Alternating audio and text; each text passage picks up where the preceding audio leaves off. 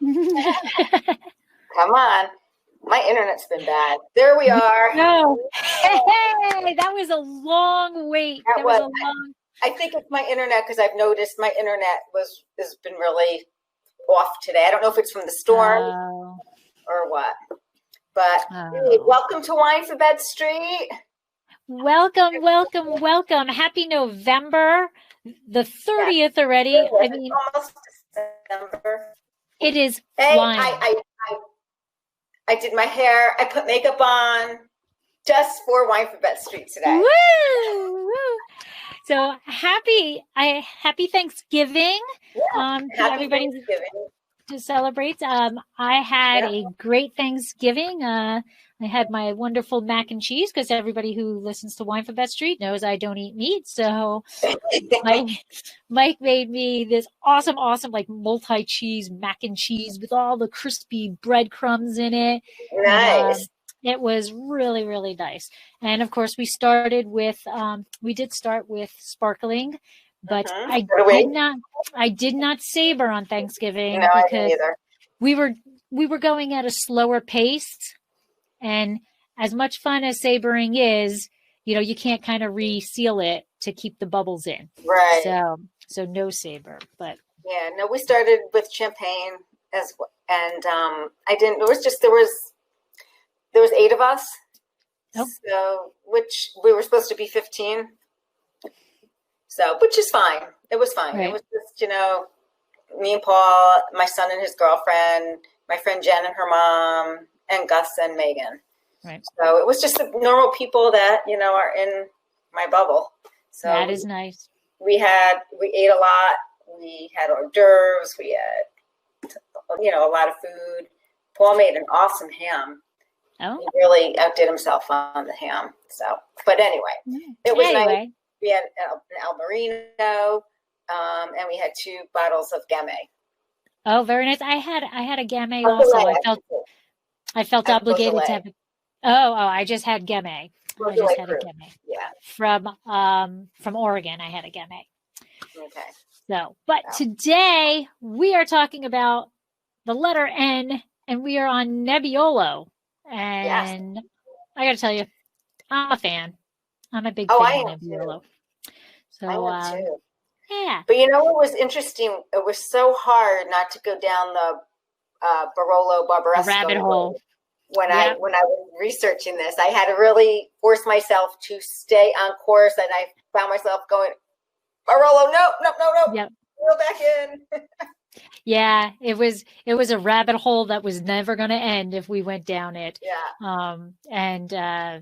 But we'll get into. I'm sure I touched upon it just because I thought it was a fact, but didn't go down the rabbit hole. Just basically went blah blah blah, and that was it. Yeah, me too. So yeah. So let's start the video and then do intros. Okay. Sounds good. Hi, Michael. Hi, Michael.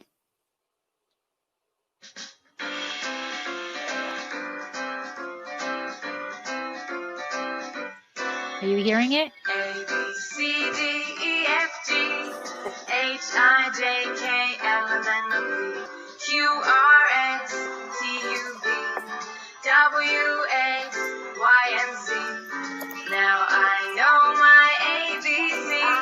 Next time won't you sing with me? Q, R, S, T, U, V, W, X, Y, and Z. What happened? I don't know. I had this brainstorm that the reason why it was echoing was because on this little button here, it says mute for you, audio mute for you. But then I didn't think you could hear it at all if I muted it. So I turned it back on. Did you hear the whole song from the beginning? Yeah, pretty much. But it didn't end the song. It didn't end. Okay, hold on. Let's see. Let's try this one more time. Tell me if you can hear it. Like, give me a thumbs up if you can hear it. Oh, wait.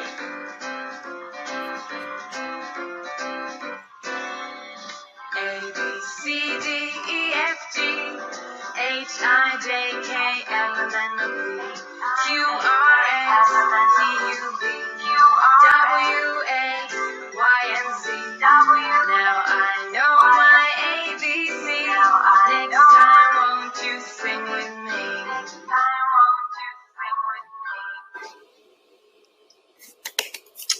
Okay, and no echoes. That was a wrap.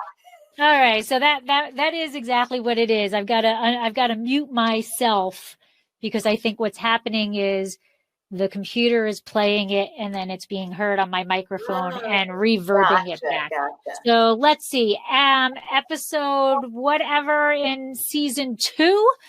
I solved my problem. So anyway, for those of you who do not know, my name is Lori, and my husband and I own Dracaena Wines. We specialize in Cabernet Franc, and this is a big week for us. December 4th is Cab Franc Day. We are officially releasing our 2018 Reserve Cabernet Franc on Friday. For that, our club members have already received it, but it's going out to the public. And let's see what else. There's quite a bit going on Twitter for Cab Franc Day. And on December 3rd, Michael Kelly of California Wines and Wineries is hosting the 2nd annual Cab Franc Day competition. So look forward to the results of that also. And thank you to Michael for being such a proponent and a helper of me getting Cab Franc Day out there. So thank you. And I'm Debbie Gioquindo. I'm known as the Hudson Valley Wine Goddess. I'm a wine blogger and a wine writer. I'm the author of Tapping the Hudson Valley, which is day trips and weekend itineraries to visit the Hudson Valley wine region. And I'm co-owner of Kitchen 330, which we had to close in October, but we did find new space. We close on it December 18th. It's a bigger and better in North Wildwood, and we're going to have a name change. Oh. And you guys will hear it first. It's going to be called Trio. Trio. Oh, I like it. I like the name.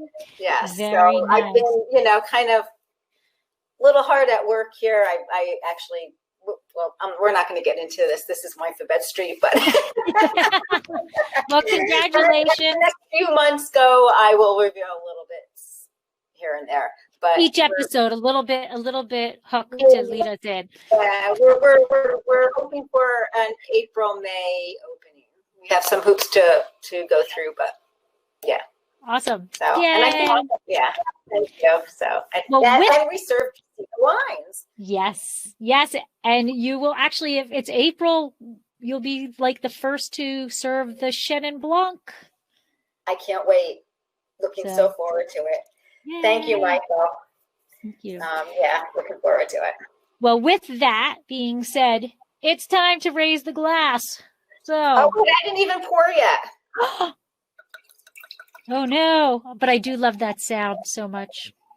There we go. Cheers! I've been dying for a glass all day. There you go. Slancha. Oh, nice. Ooh. All right. Ooh. I will get started with our history. Nebbiolo facts, food pairings. Okay. All right. The history of Nebbiolo. So when you think or you hear the word Nebbiolo, your brain, or at least my brain, goes directly to Italy. That's where, it's from. That's where we think about. Not saying you can't have great Nebbiolo from other areas, but that is truly where Nebbiolo's home is, and that's where its history began.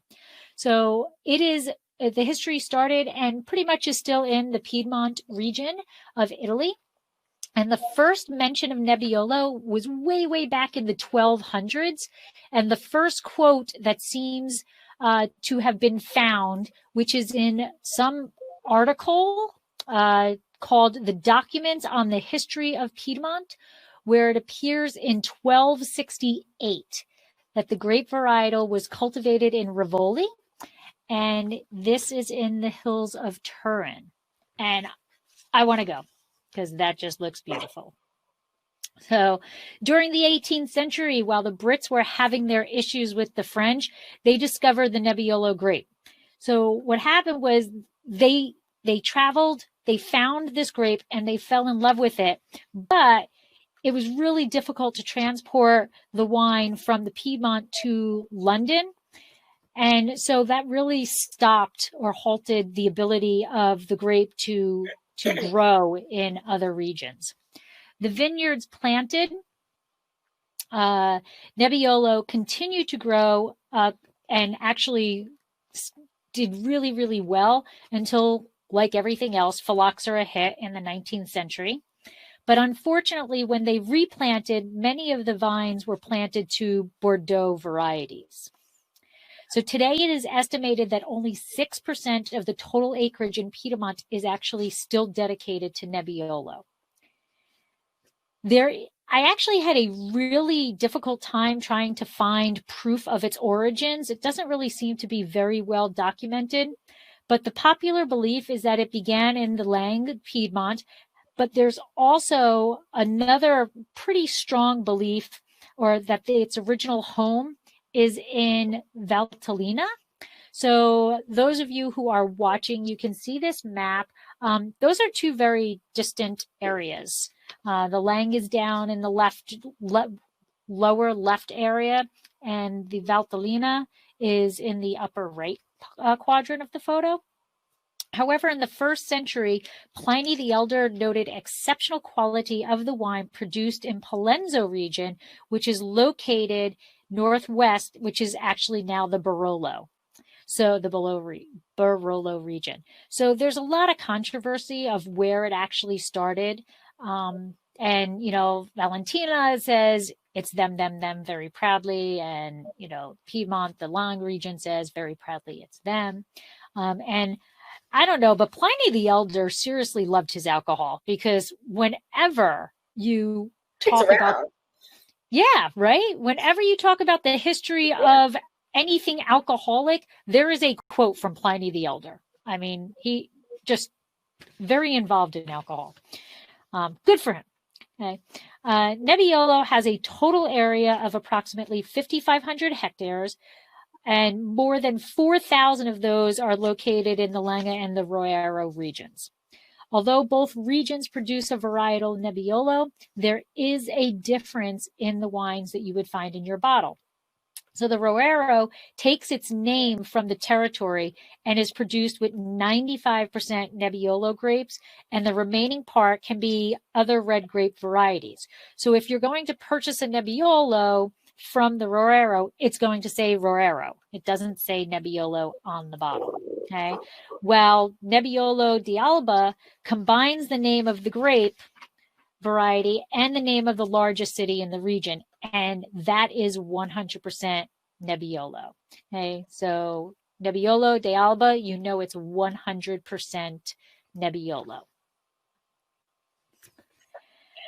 It is believed that the name comes from the Italian word for fog, nebbia, and since fog is so prevalent during the harvesting of the grape. So the fact that there's fog plays a very important or has a very large impact on Nebbiolo and its characteristics and how it is harvested. It is synonymous with quality in the Piedmont region, but with its high tannins, you benefit with patience. Okay, Nebbiolo is a grape that is used in both Virolo and Barbaresco. The Virolo DOC was one of the first appellations in Italy to receive designation, and that was shortly followed by the Barbaresco DOCG. As the saying goes, this is how you can remember this stuff. So as the saying goes, all thumbs are fingers, but not all fingers are thumbs.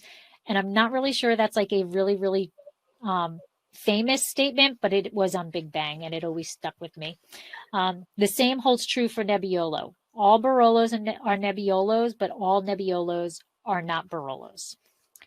So going back to that fog, right, and plays such an impact or has such an impact on the growing season of the Nebbiolo, Nebbiolo is often referred to as or having similarities to Pinot Noir. It's a very finicky grape to grow and requires very specific conditions. So if it ripens late, it ripens late, but flowers early. And because of that, it has a very long period of time that it's very susceptible to the environment. So rain, hail, all of that plays a major impact in Nebbiolo because it's so, I'm blanking on the word, so precarious during those times. It's so open to the elements. There are several similarities, as I said, between Nebbiolo and Pinot Noir. And as being known as, in addition to its temperamental growing season, Nebbiolo also has different shades. It has different clones and different subvarieties, just like Pinot Noir does. The most popular subvariety is Lampia, but Michet, which is spelled Michet, is deemed to have a higher quality and is seen in production more. Bola is similar to Lampia, but has a tendency to be overproductive in its vegetative state, so it's not very well grown, not often grown. The final subvariety is actually Rosé, but it is extremely rare. So, there's a natural occurring Rosé of Nebbiolo, but it is very, very rare.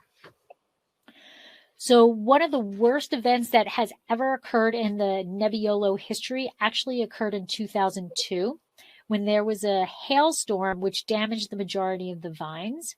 And the vines that were lucky enough to remain safe from hail were then bombarded with an excessive rainfall, causing those that were left to have extreme mold concerns. So 2002 was a really, really bad vintage for Nebbiolo.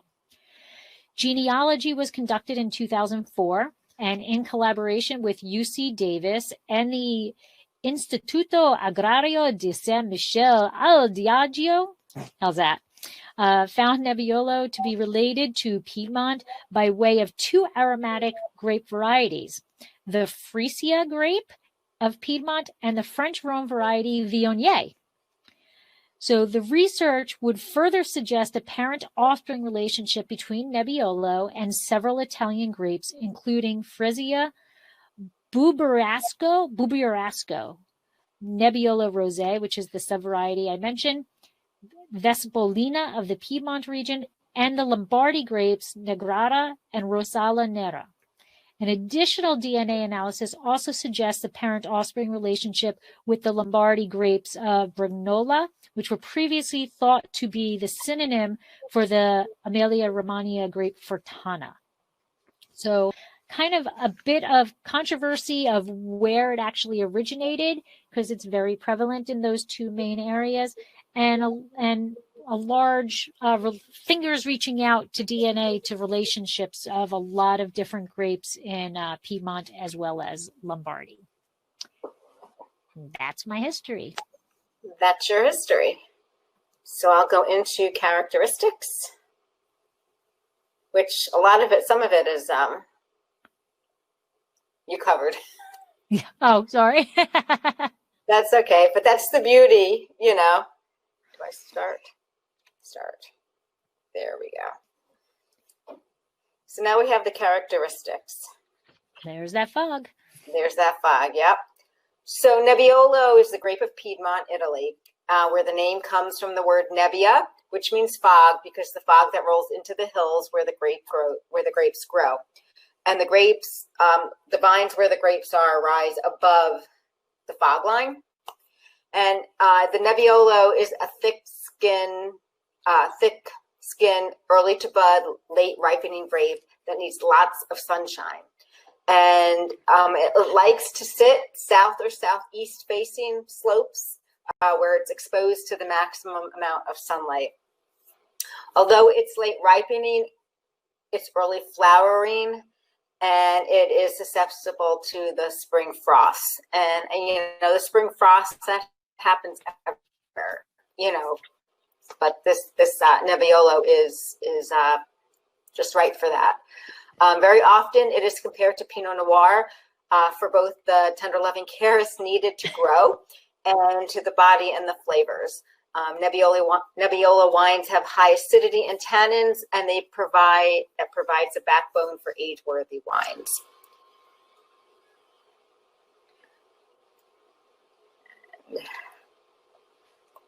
There we have a nice picture of the grape. The two most popular clones are the Lampia and the Machette.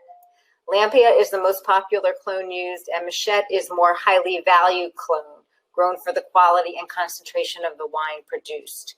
It grows best in calcareous marls, but it's a vine that really absorbs the soil, whatever the soil is comprised of that it's grown in.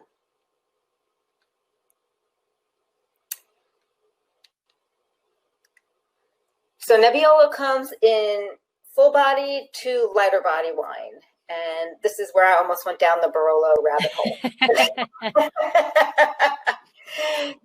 So the Barolo is the big daddy of Nebbiolo. This is where you get the full body, high tannins, age-worthy wines.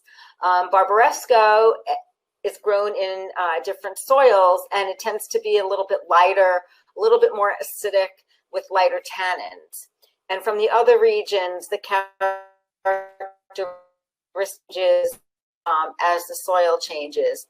And, Lori, remember when we went to the Virolo Barbaresco tasting in New York before the world changed?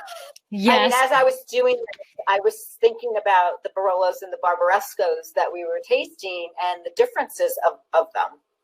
Yeah. Very different. And got to give a shout out again to that app, because that app was the best thing ever. That is. Oh, I have that on my phone. Yeah, I should take a look at that. That has tons of information in it too. Yes. But it was I was thinking about that. So here on this slide, it shows you the more bolder ones all the way down to the more lighter body wines, and the regions that are covered, that it's grown in. So characteristics, let's smell those roses. Mm-hmm. Nebbiolo tends to be high acidity, mouth-drying tannins with flavors of cherry, plum, strawberry, raspberry. There's floral notes of roses, violets, leather, licorice, and herbs. But lots of roses. And then as it ages, the tannins will soften and the wine will turn a brickish color in the glass. And the flavor profile will also change to that of more dried fruit, a little bit more gamey, prune, earthy notes. You'll get some fennel, some tar, some mushrooms, a little bit of truffles as it ages. And that was it. I had another thing. So when the season is cooler, Nebbiolo will tend to get a little bit more herbaceous with more sour cranberry fruit notes, roses, leather, and a little bit more minerality. So yeah, it's I really do love Nebbiolo. It's the roses, it's, they talk about blind tasting and doing things like that. I really don't consider myself a very good blind taster. There's certain things that I can spot, but the roses I think are a true giveaway to Nebbiolo. I just, the cherry, I love the red fruit of it. I just absolutely do. And when we were at the Virolo Barbaresco, it was like each and every one was just as good as the next one. It really, it was. But granted, we were tasting the 2016 vintage, which is like one of the top vintages. So it really was fantastic. But so let's talk about this. Mine, I'm kind of a little disappointed that you can't see the color of this. This is really a pale red. This is a very Pinot Noir-esque thing, but it doesn't look like it in here. When I poured it in, mine's a little darker. Mine's more like a, when you say Pinot Noir, and you want to compare this to a Pinot Noir, this is more of an Oregon Pinot Noir. Okay, this is darker, but it's a garnet color. Mine, nice garnet color. And I can very clearly see straight through. Like mine is a very pale garnet color, and it is so translucent on the edges. And then on the nose are those roses. Oh yeah. And I know it's supposed to be, they say cherry, but the thing that my nose always reminds me with a Nebbiolo is a sour cherry, those drops. Yeah, you mentioned candy. That's what I wrote down in my little notepad here was sour cherry. Yeah, like that's what gets me, and I don't know if it's childhood memory that makes me love Nebbiolo so much, but those little sour cherry balls were like one of my favorite things. And that's from roses to that sour cherryish. Right. Layers of the aromas. And mine definitely has licorice in there. I being East Coast versus West Coast, it is red vine. It is not Twizzler. It is a red vine licorice to me. Mine has the licorice on the finish. I definitely have sour cherry. Nice, it's acidic. I have like puckering tannins with a finishing of red licorice. Yeah, these tannins here are they're there. They're not overpowering to me, but this baby can sleep. It definitely can sleep for a bit. Yes. Now let's share. What did you get? Sagestio. Oh, Sagestio. Oh, okay. 2018. What did you get? So I got La Sacrestia. La Sacrestia.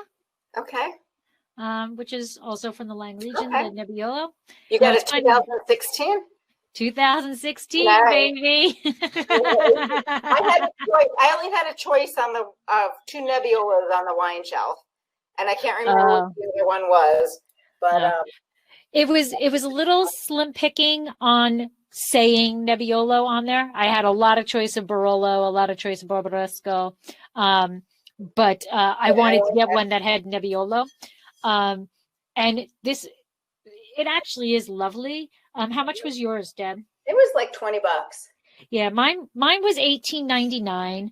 I will say one thing: Nebbiolo is not cheap. It's it's under $20, so it's not bad.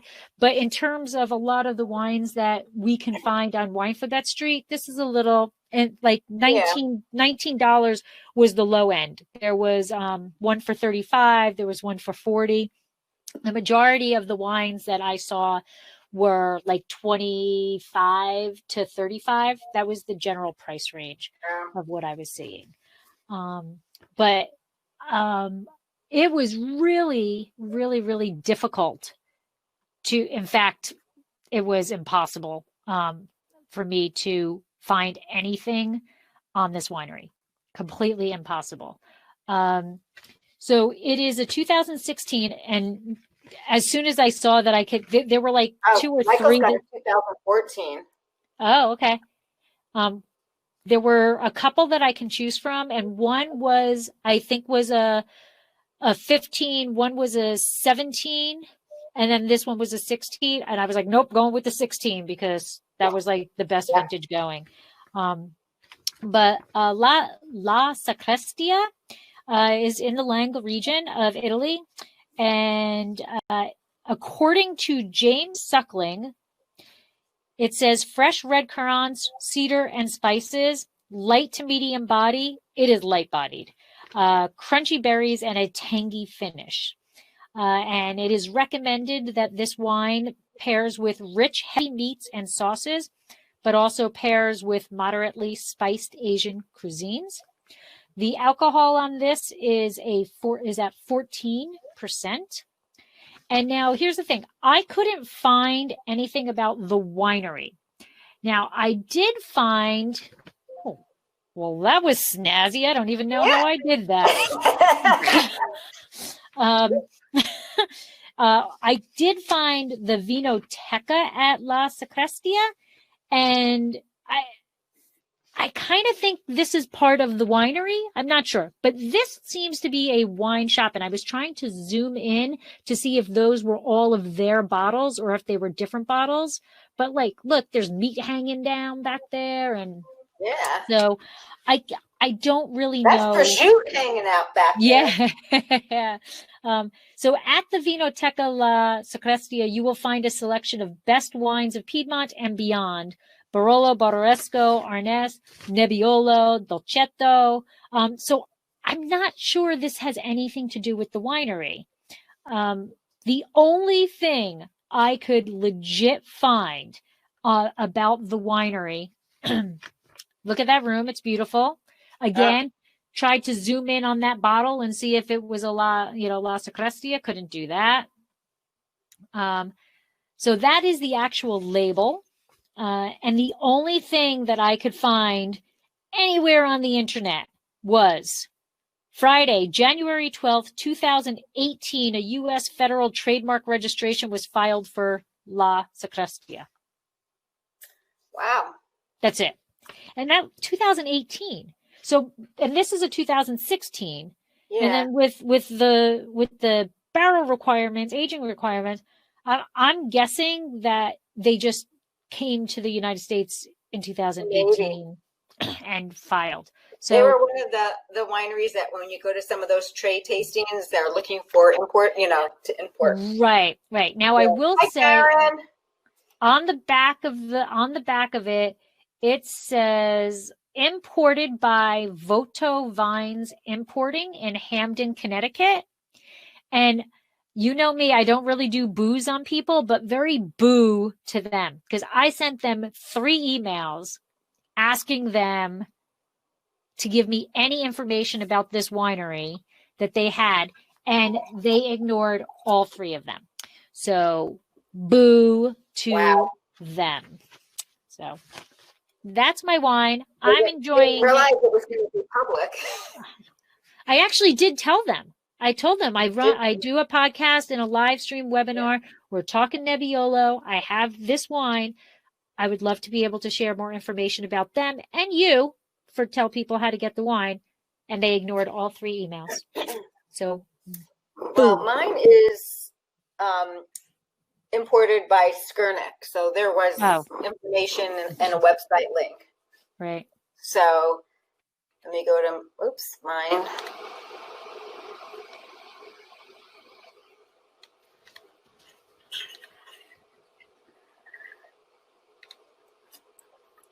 Okay.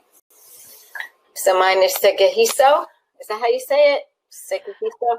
I don't know. When I saw I didn't look at your PowerPoint, but I saw the name and I thought it was Segizio in California. So I had no clue.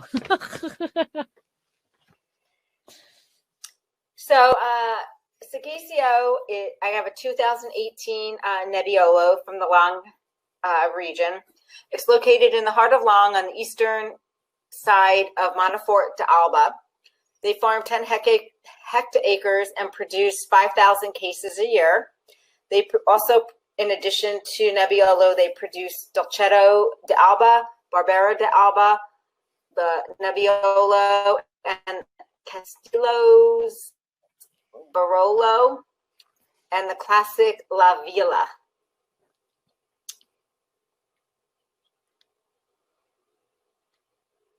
And this is the family. It is a family run. And when you have a dream, you save every penny to make it happen. And that is what Editor Suggestio did. He was actually a tenant farmer, and he saved all his money. So he would, work and sell the, work the land. He saved all his money to purchase the farm from the owners in 1964. And at first, he just sold the grapes in bulk to other producers in the region. And in 1988, his son Aldo and Ricardo took over, and they began bottling the wine under this label. 10 years ago, in 2010, Aldo passed away unexpectedly. Ricardo runs the winery with Aldo's two sons, Sandro and Marco, along with his daughter, Michaela. So that's the fam right there, which is really a heartwarming story because, they say he saved, purchased it, the kids took it to the next level. Mm-hmm. It's really nice to see that. So their philosophy is to craft wine that reflects the terroir and the grapes that they're made from. And they're committed to protecting the quality of the environment. And they subscribe to SQNPI, which is Integrated Crop Management National Quality System. And it's a certification for which integrated farming that aims to increase the product quality while protecting the environment. So the vineyard uses environmentally sustainable plant protection products, and they focus on reducing the use of herbicides. And that's the wine. The wine's made 100% Nebbiolo, produced in the Monteforte Alba region. The soil is clay and calcareous marl with a bit of sand. The vines face the northeast, 350 meters above sea level. Maceration on the skins for between 5 and 6 days.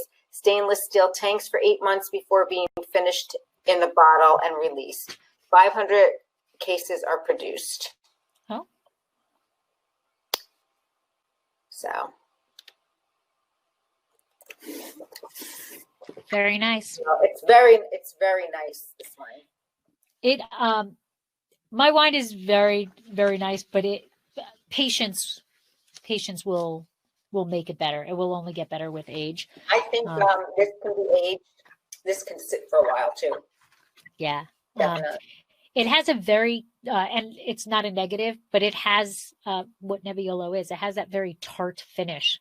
Mm-hmm. So as it ages, that kind of Nebbiolo, it mellows out a bit, and it softens a bit. But it's definitely drinkable now. And I mean, I'm drinking it on its own, but with food, it would be mm-hmm. making a whole different ball game. But so with that being said, let's talk about some food.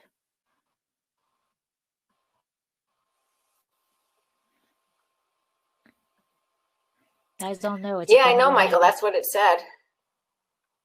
What I missed. What did Michael put? No, it's stainless steel tanks for 8 months. Yeah, that's, it was a little. That's what we got from that's what I got from the website. Well, because it's not a Barolo or Barbaresco, it may not. Right. It doesn't have the regulations of the aging that a Barolo or a Barbaresco have. They can make it whatever they want to do. Mm-hmm. Right? Goes back to the all Barolos are Nebiolo, but not all Nebiolos are Barolos. All right, so let's do some food pairings. So because Nebiolo is typically a full-bodied red wine that tends to be high in both tannins and acidity, but it has rather delicate fruit and floral aromas, it pairs well with more acidic and salty foods. So when choosing a dish, you want to look for either fattier meats or dishes that are made with butter that are going to help tame those tannins. So you want to, if you're going to choose a gamey meat, it's going to kind of blow this wine away. It's going to just kind of put it out of tilt for you. So Nebbiolo also pairs well with spice-based dishes such as Asian cuisines. So when choosing the dish, you want to also, like Debbie had talked about, those levels, or not really levels, I'm sorry, those types of Nebbiolo, right? So from the lighter to the fuller, you need to make sure you know which Nebbiolo you have.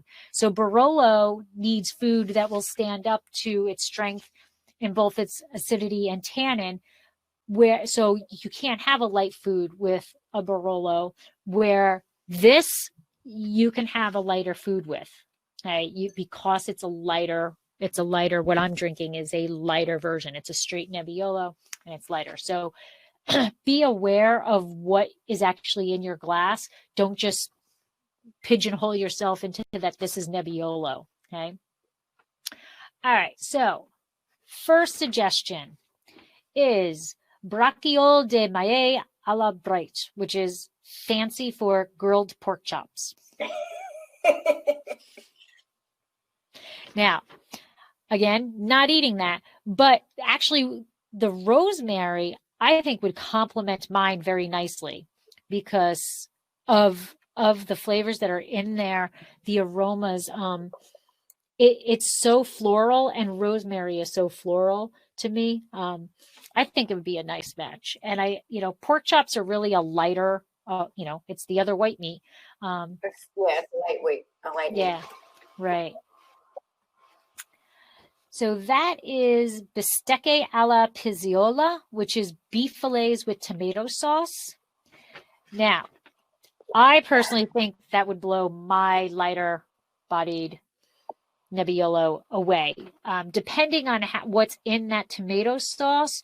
I mean, I can't speak on the beef aspect of it, but it would have to be kind of a lighter tomato sauce in order for, I think, it to go with this. But I think if it's light with just a little bit of seasoning, I think it would go. Deb, how about yours? What do you?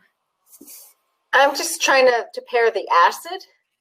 So I think it would depend, I think mine might go okay with it.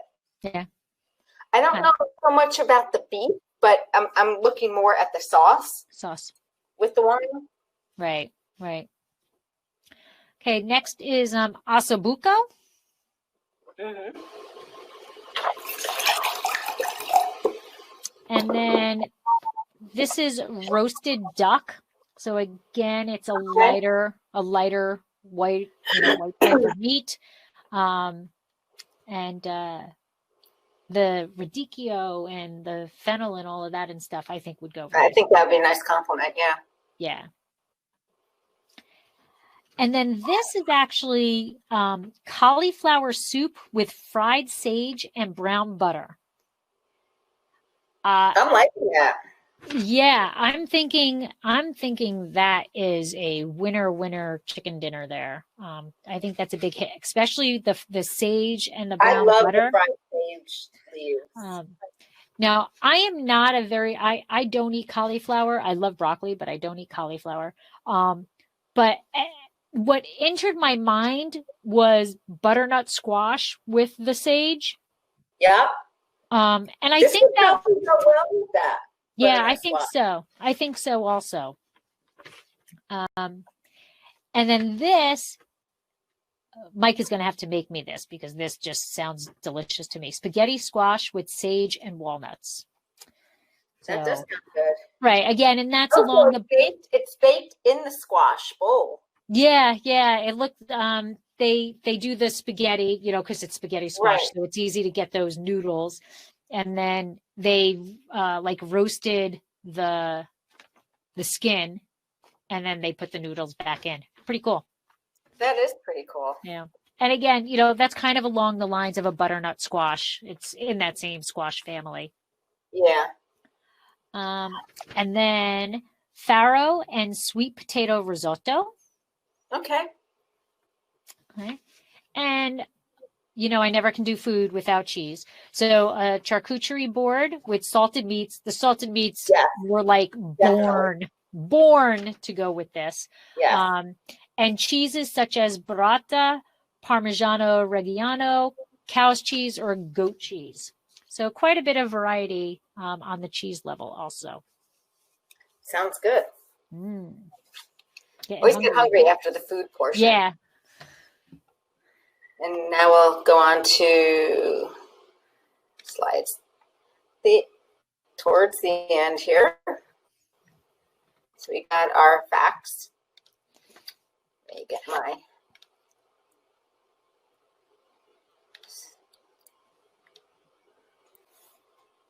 So here we have the grape, the Nebiolo grape, and it's an ancient grape that has been referenced as far back as the 13th century. The first quote about Nebiolo appeared in 1268 in the document on history of Piedmont, where it states that the varietal was cultivated in Rivioli in the hills of Turin. Now, I know you covered this too, Lori, but I was trying to find like a scripture or something. Yeah. I couldn't, and I couldn't find anything. Nope. I did attempt to go down that rabbit hole. And yeah. And there was no I must have spent like an hour looking for something like that. There was no hole and then here down. And we have the same wine folly photo here. Nebbiolo is a sole grape in Virolo and Barbaresco. And you can only make Virolo and Barbaresco if you grow the grapes in the certain villages in Piedmont. Otherwise, it's labeled Nebbiolo. And that goes to your saying, Lori? All Barolos are Nebbiolo, but not all Nebbiolos are Barolo. Nebbiolo grown in the land hills on the right bank of the Tanaro River is sold as Lang Nebbiolo. If it's grown on the left bank, where there is a sandier soil, it's sold under the name Nebbiolo de Alba, produced with 100% Nebbiolo, or Roero, which is produced with 95% Nebbiolo, and it takes the name of the territory. Nebbiolo grown in the Asta Valley is called Picacunter, and is grown in the Piedmont area of Boca. Bramatera, Fara, Gatina, Guim, Lasana, and Cesano, and it's called Spana. Now, I know I'm terrible at pronunciation, so I apologize for that. And here, Michael, I used your picture. Nebbiolo grows best when planted on the south or southwest facing slopes at an altitude of between 820 and 1,500 feet, where they can be exposed to the maximum sunshine. And they grow well in the calcareous marls. In the Lang region, Nebbiolo is grown on the tops of the hills, and the lower vineyards are usually planted with Dolcetto and Barbera. And this is due to the morning fog that settles in the valley and the hills where the Nebbiolo are planted above the fog. Yes, you can see the fog. You can see the fog there. Yeah, and Nebbiolo the fog plays such an important role. And it says, which I didn't do, decant for at least 45 minutes to 2 hours and serve in a Pinot Noir shaped glass, which I didn't do either. And I have that. I have a Pinot Noir shaped glass. And of course, that's downstairs. And I didn't look at my slides before. I mean, I did this 2 weeks ago, and I'm like, yeah, I'm going to do that. And I came up and just grabbed my glass. Well, that decanting, as we know, acts as an aging, sending in that oxygen is going to age it a little, take away some of that tannins, and wonderful. But so, ladies and gentlemen, that is Nebbiolo. And yes. I hope you enjoy Nebbiolo. If you don't have a lot of experience with it, just go out and give it a try. Go find some Barolos, go find Barbarescos, do side by sides, because those are always interesting. And honestly, and even just I love a Nebbiolo from the Lang, and you can taste the difference, and age them as well. Buy two, drink one now, and then age it, or use the Coravan. Right, and we do have California wineries that are making Nebbiolo. Jacuzzi, Karen has a Jacuzzi. That's an Italian winery in California, up north. But there's there's Nebbiolo here in the United States also. So give that a try. See how that compares to them, you know. So so we're taking December off since this is the last day of November. December can be a pretty hectic month. I don't know, you know, with limitations and stuff. I mean, I'm not going anywhere. But we're going to take it off, and we're going to come back in January with the letter O. Yay! And orange wine and Craig Camp. Orange wine at Craig Camp from Troon Vineyards. So here is the URL to register. Register, yeah. I'm telling you, this aging thing sucks. And looking really forward to seeing Craig and talking orange wine. He is just such a knowledgeable person, super nice. And I don't think there's anybody, as you said, that's more knowledgeable about so many things, but especially orange wines. And so we're honored and thrilled to have him as a guest. And again, that's going to be January. So we're January 18th. So we're going to take December off, and we wish everybody happy holidays. Please stay safe. Please stay healthy. You know, hopefully January, February, we see the vaccines start coming through. So happy holidays. Yeah. Stay safe. Yeah. And thank you for joining. Holidays. And thanks for joining, and cheers. And I'm empty, but cheers. Okay. And don't forget, December 4th, Cab Franc Day. Be on Twitter. Pay attention to everything. And I'm December 3rd. Hashtag Cab Franc Day. Hashtag Cab Franc Day. And December 3rd is the Cabernet Franc competition. And I think Michael's going to be working really, really hard, because I think he's anticipating giving out the results by the 4th. So and I know as a competition runner, it's hard to do. So kudos, Michael. Kudos for your hard work. Yeah. So take care, everybody. We'll see you in January. Sláinte. Cheers.